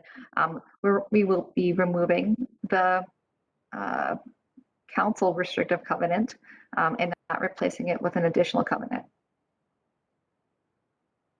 And what is the additional covenant? That's what I'm getting confused Oh, about. the one that you had just mentioned, an environmental covenant. Oh, okay, great. Thank you. I may have confused matters a little bit too when I was talking about boundaries.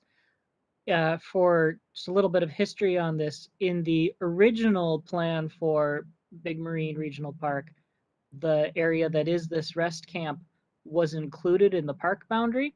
And we had a previous request several years back that amended the master plan for the park to draw out that whole property. So it is no longer included in the boundaries of the park for future acquisition. If it, because they said essentially we plan to keep operating for quite a while. It may still end up being included in the park at some point in the distant future, but it would be another boundary acquisition to put it back in. But in this case, the part where they're going to be getting an additional piece of property, that removed parcel is still going to be within the master plan boundary as park, so that if the rest camp does stop using it and wants to resell it or something, then it would fall under the usual acquisition things for things within a park boundary differently than the rest of their property. So it's not a restrictive covenant, but it does impact potential process for reacquisition and how it gets planned and all that kind of.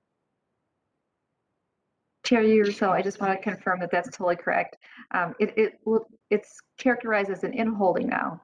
So, or it will be once the council acts on it then. So the replacement property was an in-holding, and now the removal property will move from a piece of owned land that's within the boundary to an in-holding for future acquisition, if and when the vets camp decides to cease to exist.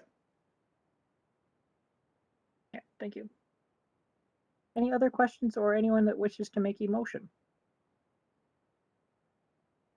This is Monica. I can make the motion to approve the Big Marine Park Reserve and the release of the restrict convent and the other part that I think you read well better than me, Tony.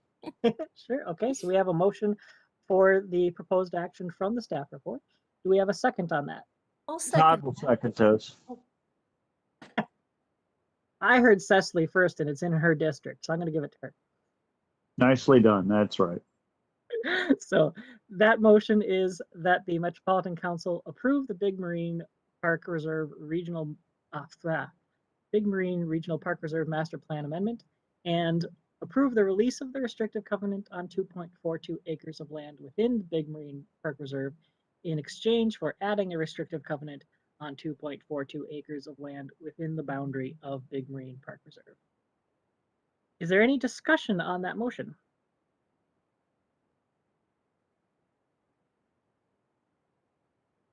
hands.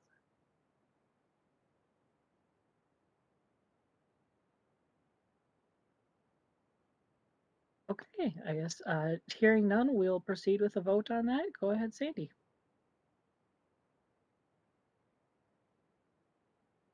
Sorry about that. We'll start with Asada Brown, Aye. Monica Dillenberg, Aye. Cecily Harris, Aye. Todd Kemry, Todd says aye. Bob Moeller, Aye.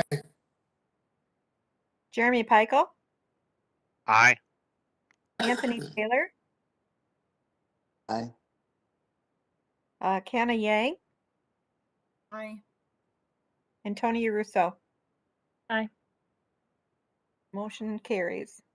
Right, that is approved. Thank you, everybody. That'll bring us on to our information item, which is our equity nudge for the month. We have some reflections on recent regional parks research, our visitor study, youth, and some other things. We have Darcy Vandegrift to present. Chair on. Uruso, could I ask a question of the group? Sure. And to you really, it's almost 6 o'clock. We are able to move ahead on this. I think the total time is about 15 minutes, or we would be happy to table it until next month. So completely your call. I think if we're thinking of 15 minutes, that's not too bad. That only puts us like 10 over. So we can do that. If people want to get into more detailed discussion on it, and we want to go beyond that time, then we can pick that up again next month. We'll Thank let you, you at Tim. least start with your presentation and see where we go from there. Great, thank you, Chair Russo. Are you able to hear me okay? Yes. Great. Hi, everyone. My name is Darcy Vandegrift. I am a parks researcher and a principal researcher in community development. I don't get the privilege of being before you very often as a resident of the region. Let me start quickly by just saying thank you for doing the very hard work of serving on MPOSC. I'm sure you're feeling that 2 hours into your commitment this evening. Emmett has asked me to be brief. If I can go back and put my staff hat on, I want to share some ideas with you and hear your advice and perspectives, but I also want to issue the invitation if you would like to go in depth with any of this. I'm happy to connect with you offline or come back to another meeting.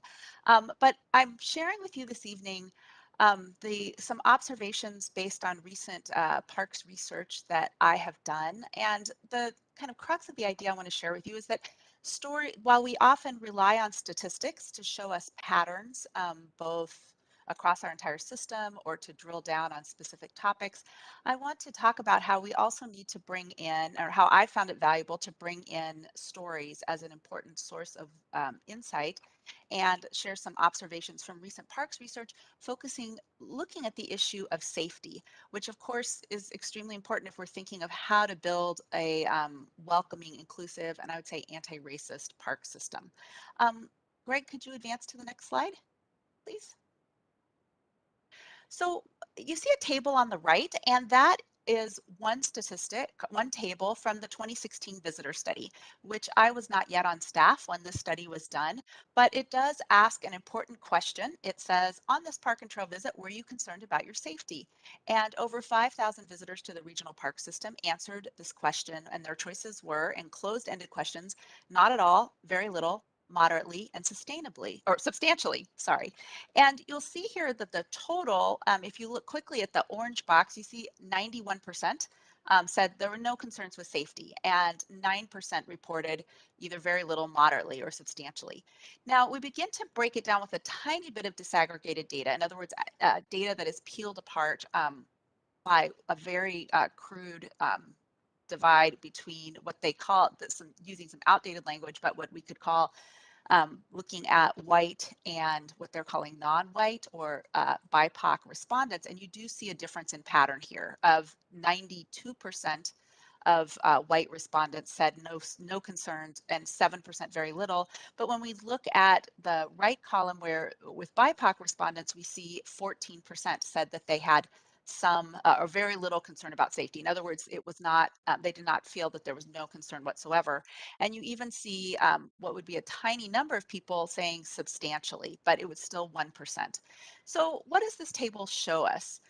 It shows a difference between how white and, I'm going to use the term non-white, visitors feel about park and trail safety during their one visit that they had in 2016. There's little data disaggregation here. There's some outdated naming terms that do not reflect current states of thinking about race and ethnicity. And also, I would suggest that if we stopped here with looking at this table to try to understand how people felt safe or unsafe in the park system, we might find that statistics were hiding the impact of safety events that didn't tell the entire story. Could we go to the next slide, please, Greg? So I'm suggesting, and a perspective that we're working to shift in thinking about useful data for building a more welcoming, inclusive, and anti-racist park system, is that qualitative data really gives an important context. It can ask some questions that statistics can't, like, what does it mean to feel concerned about safety? That question on the last slide. But also, could the meaning of safety look different to different communities? And also, you remember on that last slide, there was 1% of people felt substantially unsafe. And what can we think about, or what are the ripple effects of a one-time event? Even if a very small number of people in a statistic are reporting an experience, how does that ripple out? So how could qualitative research where we focus on these emphases on the slide, meanings, what does safety mean? Feelings, how does an event affect or impact a person? Histories, how does a safety event fit within my community's history, the person? So when we focus on meanings, feelings, and histories, we can look at stories that people tell either in interviews or in engagements or in focus groups. We can in-depth observations that people make and or that we can observe in the parks, or through photos, visual data that's also qualitative. We can look at that important context that can take us back to thinking about meanings, feelings, and history.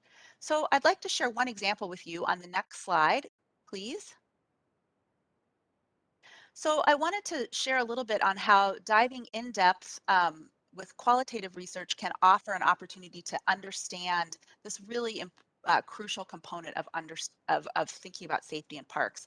And the information I'm going to very briefly share with you came from the Youth and Park study, which was recently published online. And I am going to try to get the chat here. I'm going to put a link to the research in the chat so you can see, check it out in depth if you wish. But we found, so we worked with 5 youth serving organizations, and we connected these organizations to park implementing agencies, including Washington County on the call with us this evening. And young people themselves were researchers with us. They generated information and analyzed data on how to support the youth outdoors connection. And so they described the topic of safety as a barrier to park visitation. And they emphasized a lot of ideas to answer questions around those things we talked about, meanings, feelings, and history connected with safety. And so let's look at a few of those very briefly. In terms of safety meanings, our research found 9 dimensions of safety. So on that survey question, do you feel safe in the park? Even if someone says not completely safe, we don't really know what that means. But when we drilled down, we found that safety included concerns about animals, concern about strangers, injury, police violence, gun violence, and also the unpredictability of nature. So for example, there was someone who talked about safety could even mean not having a lack of information. Somebody said we can't know if something is safe unless we get more information. And in this case, they were talking about ice fishing. So feeling unsafe in the park in a winter context could be potentially, we could talk about creating a more inclusive context just in a way of providing information. We also found that safety involves events and feelings. So one parent, we worked with youth and parents in this research, said the world feels unsafe right now because of strangers. Another parent talked about, my kids were targeted by police in the parks, and it is frightening. That safety was about worrying about police and youth interaction. And then it was also a matter of messaging. There was a feeling, I get the message that I don't fit in here, this feeling of not belonging. And then finally, I would say, if we look at a statistic where it says 1% of people had a negative experience, I found through our qualitative research that wanting to lift up the idea that community history shape experiences of safety, that a severe racist incident can affect an entire community for years, that parents, Hmong parents who we did one focus group in Hmong, talked about an incident where I'm sure most of you are familiar with it, where a hunter was murdered in Wisconsin. And this was something that they brought up in thinking about their own children's safety in parks here in the regional park system. One incident has an impact for generations. Another family member's incident will inform a wider community. One child told about a cousin who was no, I'm sorry, it wasn't a child. It was a teenager, a youth. Talked about how his cousin was injured in a sledding accident, and as a result, he concluded that sledding was dangerous, that he would feel unsafe sledding in the parks. So just thinking about that, an incident of safety, that safety is not just an individual experience, but a community experience. So that was a very quick tour through a lot of ideas. I'm happy to talk a lot more about them, either now, which is at the end of the day, or in another context. But just to conclude, if we can go to the last slide, whether we have the energy to do it right now, or we just want to take this away with us for the evening, is just asking the question, how can hearing perspectives as park professionals, as policymakers, how can hearing professionals on meanings, feelings, and history help us to create a more welcoming regional park system? Thank you so much for your attention. I'm invite any comments, advice, feedback, or questions. All right, thank you. I just have one thing I want to toss out before I forget it. That's not, I'm sure not something we have information on now, but possibly something to look at for future research. I know back, I think it was 2015, we had the study of park non-visitors and barriers to visitation, and a huge portion of the responses we got on that was about safety. And here we're interviewing people who are visitors about safety. And while there are differences between white and BIPOC visitors, they're actually not huge. Like they're statistically significant, but they're still, especially in those, moderately or largely unsafe categories, 1%, less than 1%. But of course, obviously, there's a large chunk of people who aren't visiting that don't show up in a visitor study. So I'm curious about the difference between kind of perceptions and experiences, meaning of the people that have never been to a park, if they went, would their experience be different than their perception? And of the people who did go to a park and had a negative experience or in safety, is that negative experience enough to make them not come again? Or is it a smaller detraction, but they're still going to be a visitor? Like I know there's things that I do personally where I may understand that it's not super safe, but I still do it. And there's other things where I determine that that safety is an actual barrier. And where is that line? How much is the safety concern actually impacting visitorship? And how much is it impacting quality of experience, but not changing whether they're a visitor? And do we have a way to find that out?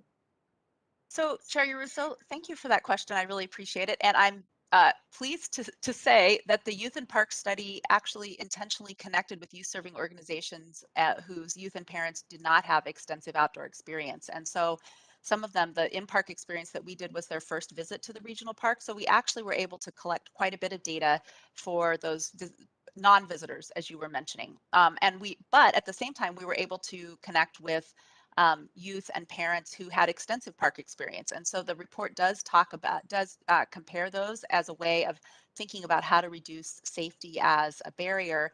And you're actually right on that there's a couple of important implications for us as professionals. First of all, that parents did say that even though they were concerned about safety with experiences in the park, they were able to feel like they could navigate that risk with more security. But the other important finding is that that providing information and also providing staff who had cultural and linguistic competency to share that information lowered those feelings of insecurity and of fear. Those, eliminated many of those barriers around different kinds of feelings of being unsafe. So you make a great observation. The other kind of tantalizing tidbit I'll hang out there is that we're doing the 2021 visitor study. We're collecting a lot of open-ended comments that we hope will also give us further information about that later question you asked about how much is does park visitation reduce people kind of staying away because of safety fears? Okay, interesting. Does anyone else have thoughts already on this? And certainly we're going along on time, so if you would prefer to carry them over to next month, that's fine too. But does anyone have things you'd want to share this month? I just had a quick question for Darcy. This is really an interesting topic, but I'm curious whether you saw a difference between people identifying as female versus people identifying as male. Because I know when I talk to people in Washington County about going to parks, I know some women who are afraid to go alone. They're afraid of being mugged, raped, or otherwise physically impacted. And I don't know if you heard anything like that. Yeah, Cicely, that's a great point. There is a gender dimension to feelings of safety in the park. I didn't bring those data here today because I wanted to kind of focus on one topic to work quickly. And we saw that in the 2016 visitor study, and we also saw it in, not as much youth didn't talk about it, but parents talked about it in terms of fearing for their daughter's safety in a way that was different than fearing for their son's safety. So I think you're right on about that. And again, looking at those who are most impacted by this barrier, it's worth asking the question of like, what would create a context that would make women feel safe in a welcoming park system?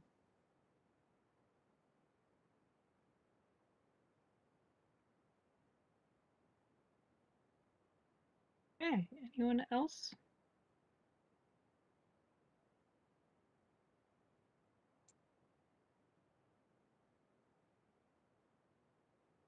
All right. Does anyone have anything that you want to throw out there as something to think about for bringing this back next month? Or are we kind of moving to something else? Or that may also be a thing for feedback to send by email if you think about things too. As we determine next month's agenda. Okay, well, I think hearing no more on that, thank you, Darcy. And we'll move forward to the reports part of our meeting. Chair reports. I don't think I have anything right now. So other commissioner reports?